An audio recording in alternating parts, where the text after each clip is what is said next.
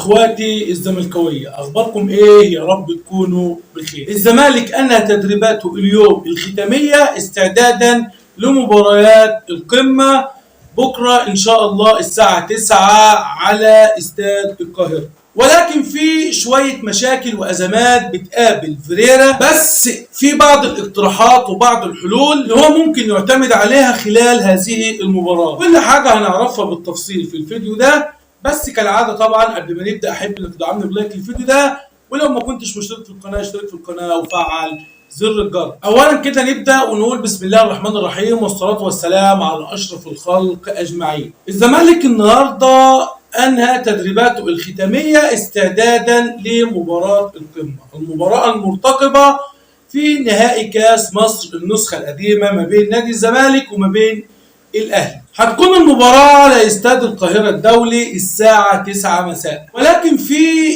بعض المشاكل اللي بتقابل نادي الزمالك خصوصا في الخط الهجومي مع غياب طبعا عمر السعيد. من الواضح ان الجزيرة هيلعب راس حربة وحيد، ولكن في هنا بعض المشاكل اللي بتقابل فيريرا. طب في حالة إصابة الجزيري او في حالة عدم مثلا لا قدر الله ان الجزيري مش قادر ان هو يدي، او الجزيري مش قادر ان هو يتعامل مع المباراه، طب انت ما عندكش حلول بديل.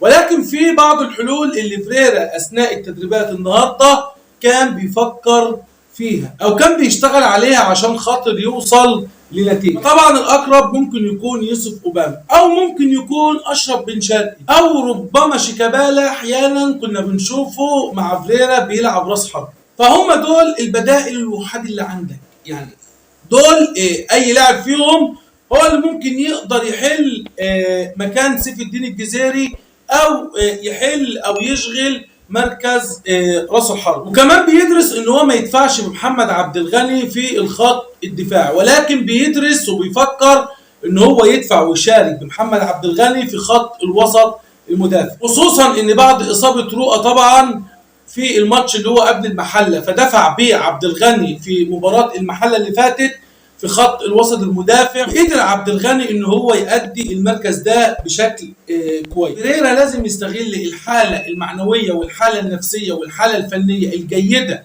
عند لعيبه نادي الزمالك، وكمان لازم يستغل الحاله الفنيه والحاله النفسيه الغير جيده عند لاعيبه الاهلي. لازم يفكر ان هو يضغط على الاهلي من بدايه المباراه ويحرز هدف مبكر، ولكن مع كامل الحرص من الهجمات المرتده للاعيبه الاهلي. مباراه كبيره ومباراه قويه، مباراه مرتقبه العالم كله بيتفرج عليها. احنا طبعا بنتمنى فيها الفوز لفريقنا الحبيب ان شاء الله، التتويج يكون للاعيبه نادي الزمالك. لازم تستغل كل العوامل اللي حواليك، حالتك النفسيه كويسه، انت داخل المباراه وانت فايز المباراه اللي قبلها، انت متصدر جدول الدوري العام، الفريق المنافس لك اللي انت هتلعبه داخل لك المباراه حالته النفسيه وحالته المعنويه مش كويسه بسبب هزيمته قدام بيراميدز. كل الظروف وكل الطرق في صالحك انت، فلازم تستغل كل ده.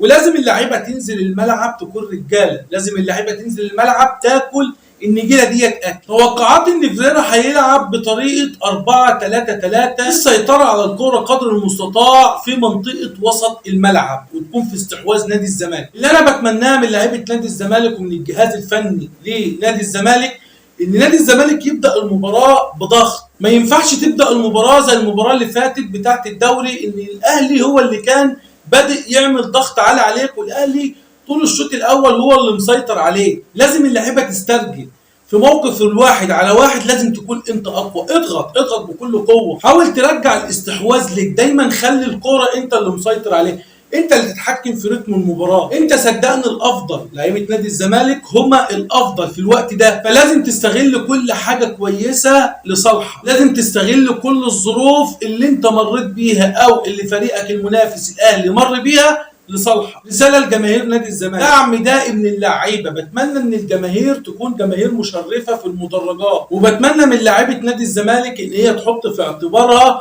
ان في ناس تعبت عشان خاطر تروح تتفرج عليها في المدرجات، في ناس قاعده على اعصابها خلف الشاشات بتتمنى ان نادي الزمالك ان شاء الله يفوز بهذه المباراه، وان شاء الله نادي الزمالك هيفوز بهذه المباراه وهيتوج بكاس مصر. تمنياتنا طبعا بالتوفيق لنادينا الحبيب ان شاء الله في كل ما هو قادم. وبكده يكون انتهى الفيديو بتاعنا النهارده. اتمنى تدعمنا بلايك للفيديو واشتراك في القناه وتفعيل زر الجرس عشان توصلك كل فيديوهاتنا الفتره القادمه عن اخبار نادي الزمالك وكل ما يخص نادي الزمالك. وشكرا لكم، سلام عليكم.